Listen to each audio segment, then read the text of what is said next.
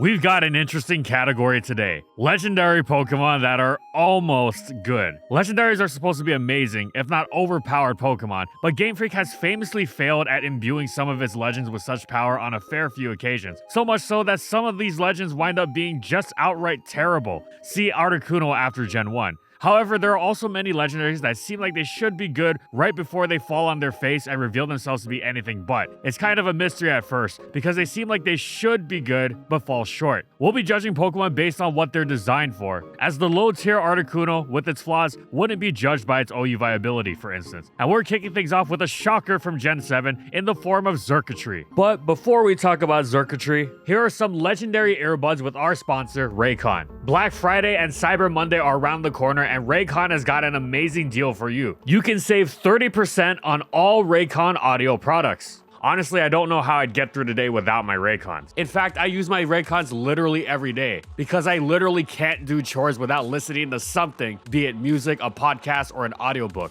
These essential open earbuds are feather light, as you don't even feel that they're there. Seriously, I can leave them on for hours and I forget they're even on. And they also have a great balance of audio since they are better at letting in your surroundings. For example, you can go for a walk and listen to your favorite podcast, but still be aware of traffic, which is something I often do. They also hold an insane amount of battery with a 36-hour battery time. I don't have to charge these often. How convenient. I really don't know how I'd get through the day without the Raycon Essential Open Earbuds. So if you want the best in premium audio and also support the channel to help us produce more content, go to buyraycon.com/FSGOpen and get up to 30% off during Raycon's Black Friday and Cyber Monday sale. Is it just me, or does this thing low-key kind of resemble the future devil from Chainsaw Man? Anyway, when Gen 7 came out, people were agog at the overpowering potential of this alien woodland Xurkitree. Base 173 special attack is already ludicrous, putting Xurkitree ahead of the base 170 special attackers that were already renowned for leaving most everything else in the dust, power-wise, like Hoopa Unbound, Mega Gengar, and Kyurem White. Oh, and it gets better, because Xurkitree has a special attack boosting move to boot. It's not even Nasty Plot, which would have already been insane, but Tail Glow, meaning this Pokemon that was outrageously powerful to begin with got one of the most outrageous boosting moves in the game, receiving +3 special attack in a single turn, becoming so strong we struggle to wrap our minds around it, similarly to how we struggle to comprehend the Lovecraftian dimensions of its origin. As if this weren't enough, Xurkitree was being released in the same generation as the electric terrain setting Tapu Koko. Anything without an electric immunity, not resist, was getting absolutely fried by this super boosted collection of wires. Even max special defense Ferrothorn would take 69 to 81% from a +3 terrain field Thunderbolt, and should Electrium Z enter the picture, forget it. Ferrothorn was toast, taking a staggering 133% minimum from the ensuing Gigavolt Havoc. Though if Z moves were in the equation, Xurkitree wouldn't even need the terrain, with a 37.5% chance to one-hit KO the same Ferrothorn from full health with a +3 Z T-Bolt. It gets better still. Xurkitree naturally learned grass coverage in the form of both Energy Ball and Grass Knot, which alongside the requisite Hidden Power Ice meant you couldn't even safely stifle with ground types and their electric immunity. So what's the kicker? It's slow, right? Well, not even. Well, at base 83, Xurkitree is no speedster, but it's more than sufficient to get the job done, as it gets the jump on the base 80s like, again, Hoopa Unbound, that themselves get the jump on Heatran. In other words, it's operating from a useful benchmark. Now, Xurkitree offers pittance in the form of defensive utility, but that's a trade-off that you absolutely take for this level of overwrought destructive potential. Is it on the more specific side as far as team building goes? Sure, but there's nothing wrong with that. Hoopa Unbound actually seems like the perfect comparison. Similar speed and power, which is so close to guaranteed KOs, makes up for the fact that it's not checking much of anything perfectly worthwhile on certain kinds of offense scenes. Hoopa was so good at this that it got banned from OU in Gen 6 and would find itself another solid niche in the tier in Gen 7. Xurkitree seems perfectly set up for such a role, and yet it has had very little impact relative to its staggering power. Like Hoopa Unbound, it was banned from UU for utterly destroying the tier, but unlike Hoopa Unbound, it was never able to really break into having any sort of real piece in the metagame. Well, it wasn't an issue of speed, and it certainly wasn't an issue of power. It seemed so close to being good that it was almost baffling that it wasn't. How are these glowing jumper cables unable to jumpstart a place in the metagame they were meant for? Xurkitree's problem isn't that it's too slow, it's that it's too slow relative for its stab. When you're operating at this level of power, you pretty much just want to spam your stab and obliterate whatever switches in. This is how Hoopa Unbound works, or to draw another counterexample, how Choice Band Crawdaunt works, and that's really slow, at base 55 speed. But it is such a one-hit KO machine, it's worth the effort. The lower speed these kinds of wall breakers are working with means they need to be able to delete opponents instantly and immediately. Note that both of the other Pokemon have 2 stabs, which is extremely helpful, and also note that they both have Dark Stab, which crucially has no immunities. Even resists are going to get walloped by their sheer power. Crawdaunt ups this ante further, since while water immunities do exist, they are much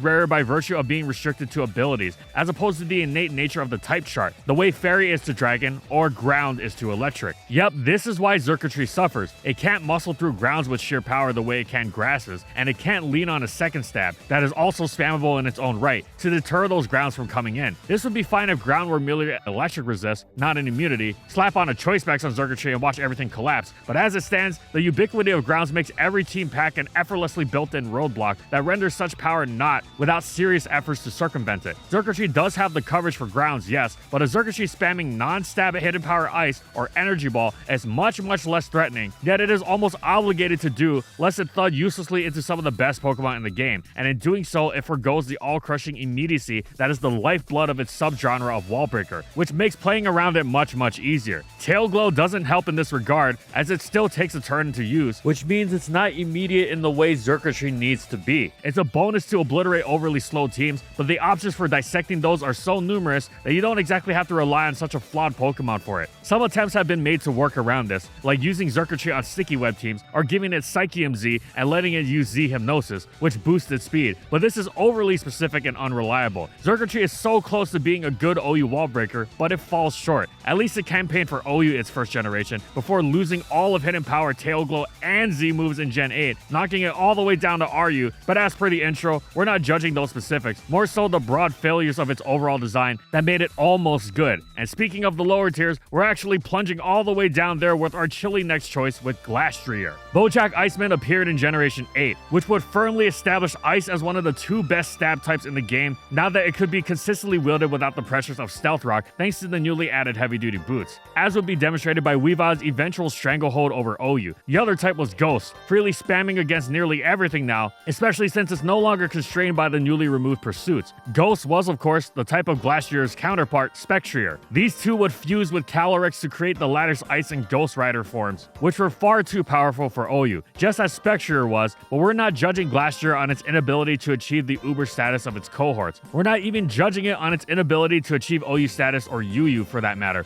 or RU, you get the picture. We recognize that in spite of its legendary status, it was simply not designed to function in the various tiers, owing to the many innate, severe limitations of being a mono ice type with Snorlax level speed. As great as its other stats might be, and as great as it is, it can wield its wickedly strong ice stab covered by rocks. The fact that it's an ice type and its many weaknesses, and just as importantly, lack of resist, is really easy to exploit when you are outrun by everything in the game. However, a line must be drawn at some point in the sand. We can accept that this legendary, however lofty its stats and status, is a selection for the lowest tiers, but what we cannot accept is when this legendary is unable to hack it even in the lowest tier, PU. That's right, Glastrier is untiered. A legendary like Articuno going that low makes sense, as a stats typing combo doesn't make it almost good, it's not even close. Glastrier though is right on the precipice. It's wielding the top tier stab Icicle Crash from extraordinary high attack, which it can happily boost to really dangerous levels with Swords Dance, but it doesn't have the Xurkitree problem. It may have only one stab, but that stab's high base power alongside excellent super effective coverage and neutral coverage and no immunities is all that it needs. The fact that it has such superb coverage, both complementary and powerful, in close combat sure helps, as does the fact that Glastrier is no glass cannon, or ice cannon, unlike most other ice types, as it's bulked all the way out. 100 base HP alongside base 130 defense and 110 special defense isn't just good, it's amazing. In fact, the envy of many walls, it's especially bulky as Suicune and physically bulkier than the Necrozma Duskmane. If you're not going to be fast, you better be really bulky to make up for it, and Glastrier certainly isn't lacking in this department. However, in spite of all this, it's still not sufficient. It's almost good. It's got plenty of the makings of an extremely hard-hitting tank, and yet it cannot even match the lowest standard that could possibly be asked for. Can you use Glastrier in PU? Technically, yes. It's not the absolute worst thing you could put on a team, game, though in C rank it comes real close. This already is quite the indictment, but what really pushes it over the edge is that Glastrier is outclassed by PU's premier offensive ice type, Sneasel. The powerful, bulky legendary is outclassed by a not fully evolved Pokemon in the lowest tier of them all. So far, we've covered the standard singles tier and the lowest singles tier, and now we're taking this phenomena into the highest singles tier with Necrozma Dawn Wings. From Duskmane till Dawn Wings, aka that other super form of Ultra Sun and Moon that was quickly forgotten, never to be remembered, until now, when we remember why it was being forgotten. Competing with Necrozma Duskmane is always going to be tough, but Dawn Wings makes it too easy. A no-brainer. Lunala was a unique terror of a threat in Sun and Moon. Strong, unique stab combination, good speed, very good bulk bolstered further by the multi-scale clone Shadow Shield ability, so if Duskmane could take the previously terrible Solgaleo and turn it into one of the best Pokemon in Ubers, for Dawn Wings to fail so spectacularly as a super form of an already powerful Pokemon is really quite an achievement. Yet seeing as it is of course Uber, is not some sort of obviously terrible Pokemon. It has a lot going for it, so much so that it's almost good, but not quite. It reaches for the moon, falls just short, and rather than land among the stars, it plummets forever through the dark limbo of ultra space. For all its strengths, Lunala does have the major issue of packing quadruple weaknesses to both Dark and Ghost, which are especially rough weaknesses to have when they're more popular than ever in a post-Steel Nerf world. However, Lunala's speed and Shadow Shield go a long way in helping work around these issues. Necrozma Dawn Wings is basically Lunala without either of these things, and thus struggles much more against them. Oh, and it's not without nothing going for it. Yes, its speed was hacked down to a dim base 77. It also received a great deal more bulk, and its new ability, Prism Armor, cuts super effective attacks to 3/4 of their original power at all times, not just while at full health, just like Shadow Shield. If anything, doesn't this offer greater flexibility? Plus, look at the real upside. Dawn Wings' special attack is launched to stratospheric levels, meaning the Moongeist Beam that already ranked among Ubers' most fearsome moves is really threatening now. And what better targets than not just Duskmane, but Ultra Necrozma as well? Well, while this isn't wrong, and you can never really have enough power, Dawn Wings' power upgrade over Lunala is simultaneously overkill and not quite enough, in the sense that it's not propelling those Moongeists to realms that are significantly beyond Lunala's reach. It'd be one thing if it were automatically dropping everything in sight, but it's not quite at the level. Instead, quote-unquote, merely very strong without really achieving any threshold sufficiently significant to outweigh the low speed, which really cannot be overstated, and it's not just because it's so slow. Lunala outspeeds Rayquaza,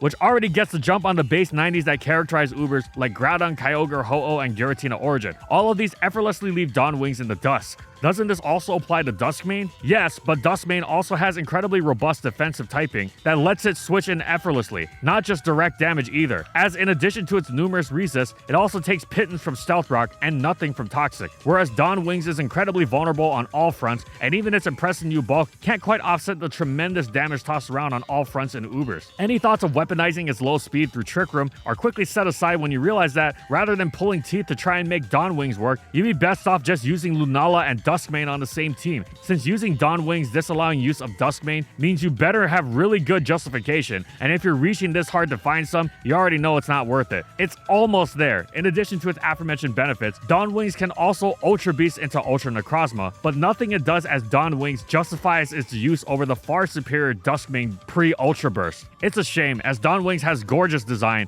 and what seems like a unique spin on the Ghost type, but seeing as Ubers has no shortage of those, its role is made even more redundant and outclassed. Speaking of, this brings us to the philosophical question of whether a deity could create something which even it could not outshine, as seen in the form of Arceus-Fire. The mighty Arceus, innately enabled as he is, inhabits the many types of his creations so well. He transcends their limitation. In the 6th epic of competitive play, the ignorant heathens from the land of OU blasphemously question if Arceus' bug form may not be sufficiently low power as to fit in their mortal metagame. However, even as the lowliest of types, it was quickly demonstrated that Arceus would unleash pestilence beyond the capacity of those below him to contain it. Now, this doesn't mean every Arceus form is good in Ubers, but if even the bug type has its charms, surely the innate viciousness of its Brimstone form, wielding one of the most ferocious offensive types in the game, would find utility in the desolate lands of Groudon. There's much more to Arceus-Fire than the initial appeal of its sun-scorched judgment. In fact, it has so many qualities that seem perfectly primed to let it unleash its full force. It's got incredible speed for a fire type. In fact, until Generation 6, it was the fastest fire in the the game, and by some measure too, with only Infernape coming anywhere near. This means many Pokemon you'd usually use to outspeed a fire are probably going to have to contend with the fact that Arceus will be hitting them first. Complicating things further was Arceus' superb move pool. Any Kyogre wanting to come in and change the weather against it was going to get crushed by Thunder, or Thunderbolt, which also made Arceus a fire type that could seriously threaten the Uber's Fire Ho-Oh. Whichever electric coverage you chose, it would be boosted further by Calm Mind, another rare move for fires, which also elevated Arceus' Judgment or Flamethrower if you were willing to lose 5 base power in exchange for extra PP and a burn rate, to levels where, alongside its requisite Flame Plate, it was one-hit KOing opposing Groudon. Calm Mind also made Arceus-Fire even more difficult to revenge kill on the special side. Even a Scarf Kyogre Surf in Rain would come up short, and underline the fact that, also unlike most fires, Arceus was seriously bulky on both sides, enhanced further by Recover. It shrugged Draco Meters off with ease, it Recover off the Scarf ones, and Calm Mind first in front of the Spect ones thanks to that great speed. If you didn't want to recover, you could enhance its coverage more with Focus Blast or Ice Beam. Arceus was a fire type that had it all, and indeed, some Sun teams wondered why there wasn't more merit to this super bulky, super fast, super powerful Pokemon perfectly poised to abuse such an essential element of the Uber's metagame. It was almost good, but in reality, this form of Arceus was about as effective as sending your opponent the fire emoji. Of all the Arceus forms to use, picking one that's Stealth Rock weak doesn't start things off particularly well, and although the upsides certainly catch the eye, they don't withstand further scrutiny. Arceus' bulk getting undermined by the Stealth Rock weakness is only the beginning, when it's not only stepping on Uber's ubiquitous spikes as well, but it is also subject to a constant bombardment of ground and water moves, the latter often rain boosted, and there's only so much even its bulk can do,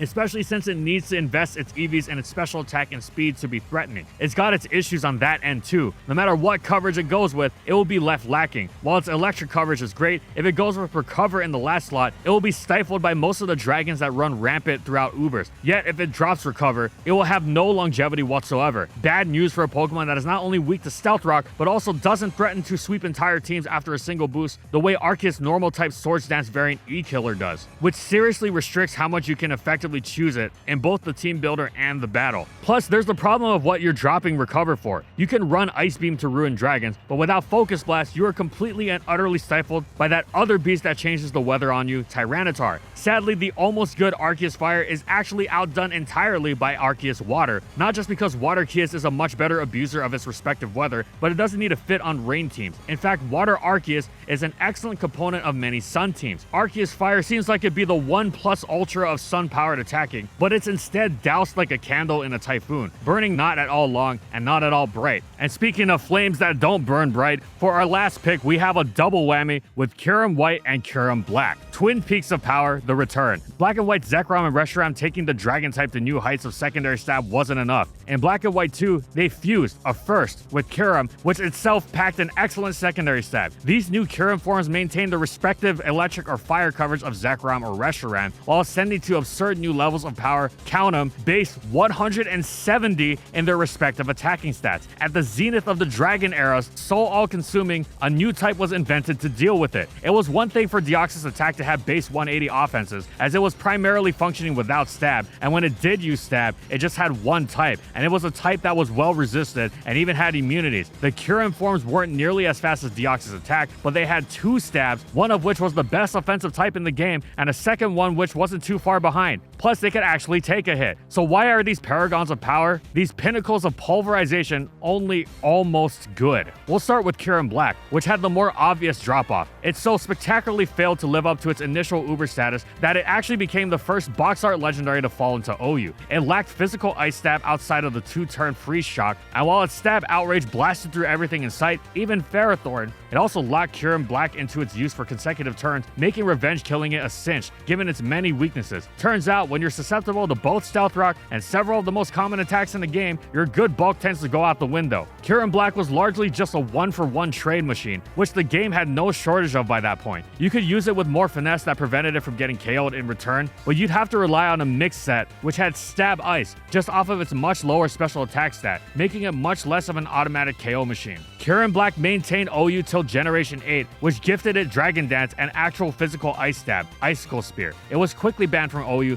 returning to its original Uber status, but amazingly, even in this new form, Kyurem Black was only almost good within the context of Ubers. Potentially dangerous though it was, Kyurem Black was ultimately niche, stifled as it was by Necrozma Duskmane, and lived in the shadow of the Pokemon it originally fused with, Zekrom, which was a premier Dragon Dance sweeper for its Duskmane crushing stab bolt strikes. And remember earlier how Glastrier was outclassed by Sneasel and PU? Well, in Ubers, Sneasel's evolution Weavile was also outclassing a major legendary. Yup, Kyurem Black. Oh, Galarian Darmanitan was much better than Kyurem Black as well, with Weavile and G-Darm both actually able to hit, you guessed it, Duskmane. At least Kyurem Black found a decent niche in Gen 9 once it could tear it into an electric type, but that doesn't really undo the previous 4 generations. Meanwhile, Kyurem White, its jaw-dropper power paired with 2 perfect stabs, full power Draco Meteor, alongside the tremendous power and coverage of Ice Beam, meant it seemed like it would be the new end-all be-all special attacker in Ubers. It thrashed any resist through power alone, and just in case, it could also wield the superb coverage of Fusion Flare, boosted by Sun to boot. Alas, Kyurem White would soon go the way of Reshiram for exactly the same reasons. Sure, Kyurem White was slightly faster than Ubers' defining glut of base 90s, such as Reshiram itself, and its power was well and truly staggering, but it fell into the almost good camp because for all its ludicrous power, actually fitting it onto a team was an enormous pain. It offered nothing defensively, and it was outsped by everything and its dog, which wouldn't have been so backbreaking had it not been hampered by weaknesses to so much, of which Stealth Rock was only the beginning. You would be better off with other Draco Meteor bombers like Latios and Palkia that were faster and could actually switch into some of the most important offensive moves in the tier. Were there Draco Meteors as strong as Kyurem White? No, but it didn't have any trouble KOing their opponents either. A KO is a KO whether you deal 100% or 1000% to the opponent. Whatever absurdities Kyurem White's damage calcs offered wouldn't ever elevate it out of C rank or into serious tournament play in any generation until Gens 8 and 9, where it actually dropped into rank D. For don't use this. The Kyurem forms just weren't ice enough for it.